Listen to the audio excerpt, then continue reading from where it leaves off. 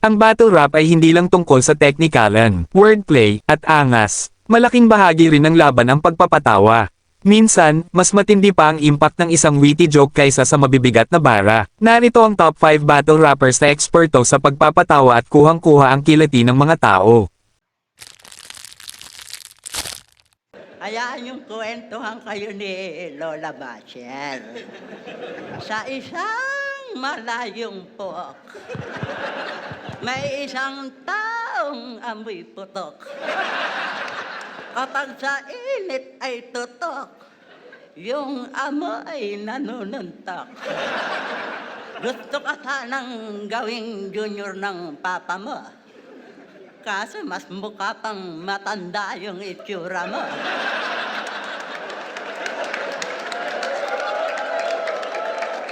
Naaalala ko pa yung mata mo, kikinang-kinang, habang namboboso sa kikinang-inang.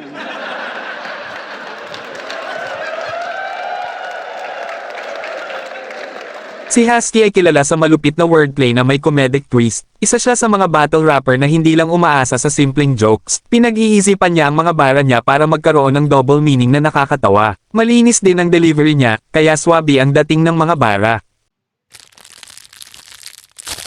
At lahat ng problema niya, pinapost niya sa Facebook. Ano ka naman, Brad?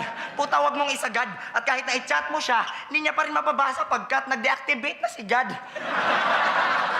At tanga ka kung iniisip mong may pisunit doon kung marami kang problema, Damsa.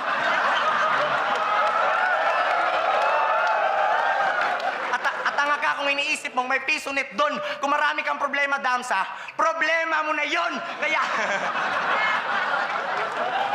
Si Damsa, mahilig din to sa baliktaran. Pero ikay walang galing, dala niya espada sa tuwing may laban pero halata na bading. Sasapitin ko sa'yo'y hindi malagim kasi alam ko naman na babaliktarin mo rin ang espada, gagayahin mo na naman si Batusay kaya yung baram, tangina! Kaya yung espada mo walang talim. Yun pala yun.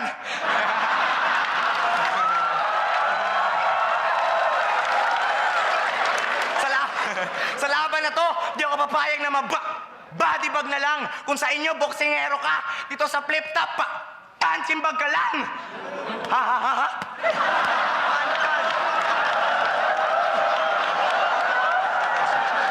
Si Range ay isang underrated na comedic battle rapper.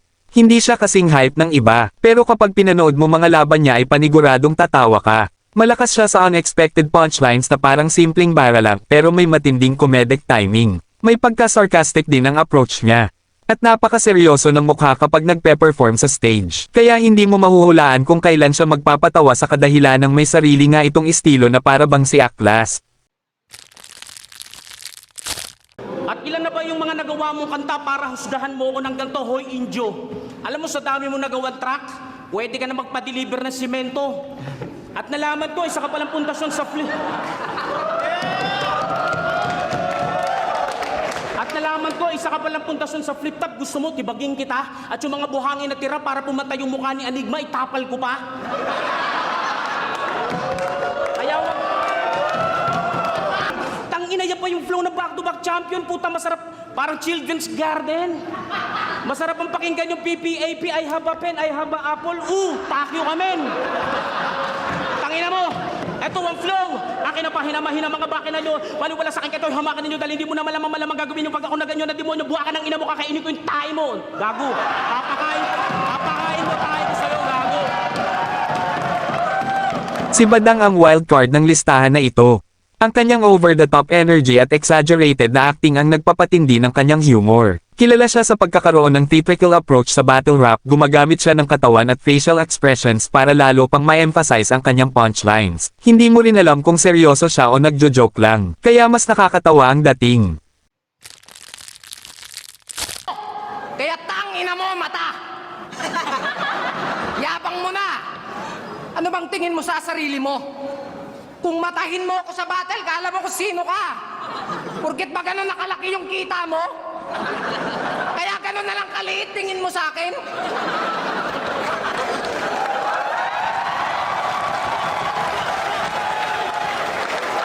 Kasi mababaw lang daw yung jokes ko. Pero alam naman natin na wala kang pwedeng ipagmalaki kasi mas mababa ka sa akin.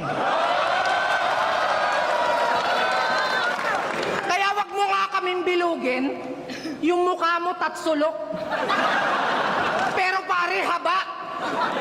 Habang tumatagal, palala ng palala. Member ka pa ng sex bomb kasi pababa ka ng pababa.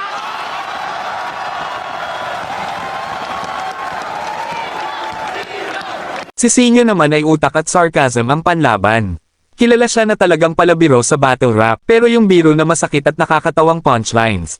At isa sa mga kinikilalang master sa ribat na kahit anong bara ang ebato sa kanya, kaya niyang baliktarin sa witty na paraan. Isa rin siya sa pinakamagaling sa pagmamak ng kalaban.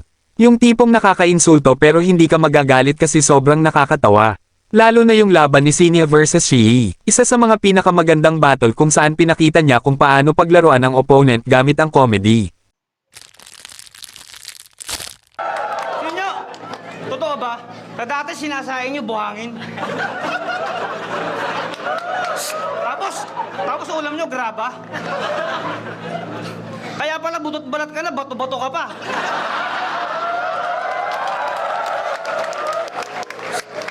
Eh paano yan pagka tumain na kayo? Tae. Ano lumalabas? Tiles?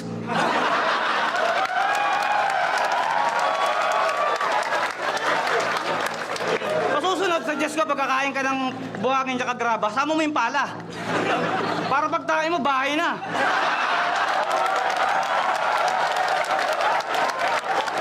Putang ina, Sinyo, 1 week lang may subdivision ka na.